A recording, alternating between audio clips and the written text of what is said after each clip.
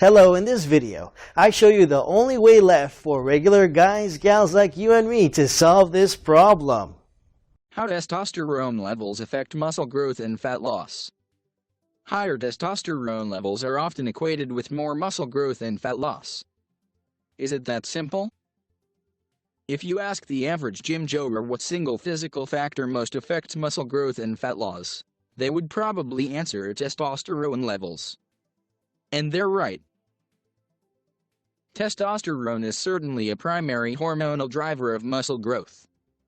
Research has shown that anabolic steroids, which drastically raise testosterone levels, given to even young, healthy men can induce muscle growth and fat loss without any exercise whatsoever.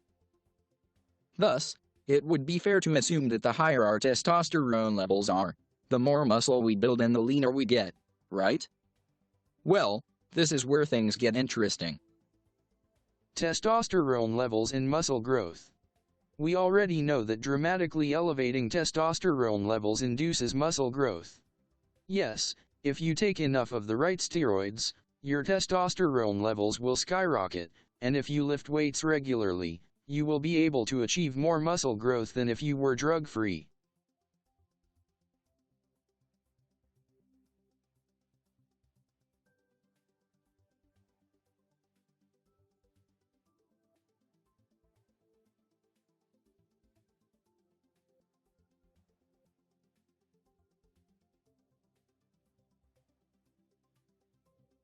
But here's something that most people don't know.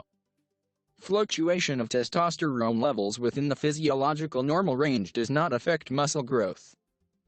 That is, if your testosterone levels are right down the middle normal, and you increase them to a high normal, you may feel a little better and notice a boost in libido, but it won't enable you to build more muscle.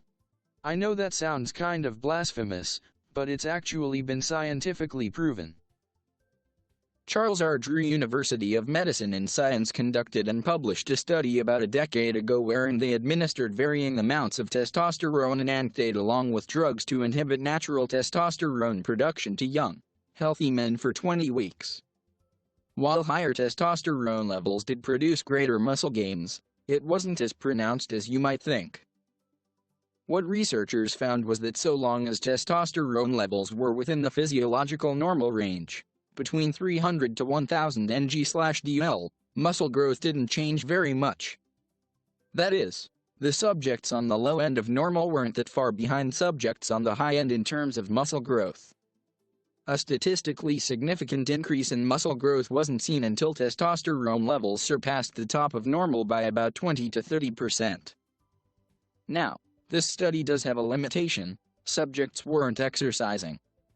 While total amounts of muscle and strength gained would clearly have been higher if they had been weightlifting, the relationship between testosterone levels and overall muscle growth would still be seen. This was partially demonstrated by another study, this time conducted by McMaster University with young, resistance-trained men. Subjects lifted 5 times per week for 12 weeks, and followed a standard dietary protocol, high protein intake, post-workout nutrition, etc. The primary finding of the study was that the exercise induced spikes in anabolic hormones like testosterone, growth hormone, and IGF-1, which all remained within physiological normal ranges, had no effect on overall muscle growth and strength gains. That is, all subjects made gains in muscle, but the variations in the size of the hormone spikes among them had no bearing on the results.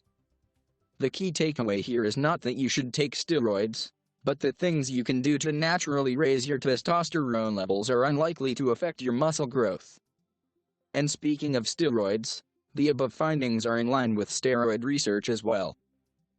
For instance, researchers at Maastricht University conducted an extensive review of literature related to the use of anabolic steroids and found that the muscle gains in people engaging in resistance training while on anabolic steroids mostly ranged between 2 to 5 kilograms, 4.5 to 11 pounds, over the short term, less than 10 weeks. The largest amount of muscle growth researchers found was 7 kilograms, 15.5 pounds, over 6 weeks of weightlifting while on steroids. The point is this: Even steroids don't always dramatically increase the amount of muscle you can build. It depends what you take, in what dosages, and for how long. So what does that tell us about how fluctuations of testosterone in the normal physiological range relate to muscle growth? As I talk about in my article on the best supplements for muscle growth, this is why buying natural testosterone boosters for muscle growth purposes is a complete waste of money. Even if they work, and most don't, it's just not going to help you build more muscle. The only exception might be someone whose testosterone is at the absolute bottom of the physiologically normal range, or even below that, and who is then able to naturally increase it to the top of the range. That person would probably notice an improvement in muscle growth, not to mention overall well-being, libido, cognitive function, and so forth. Now, I'm not saying that there's no reason to do anything to naturally improve your testosterone levels. Improving muscle growth just isn't on the list. Losing fat, however, is unlike muscle growth.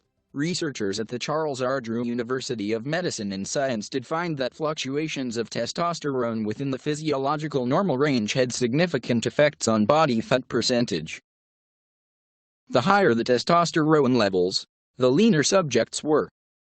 And conversely, the lower the testosterone levels, the fatter they were.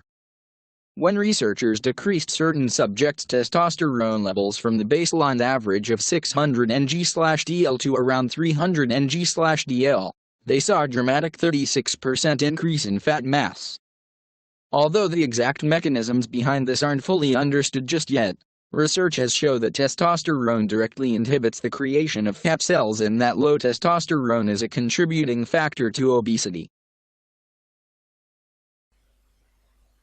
Thanks for watching. Please follow the link in the description to get access to the product.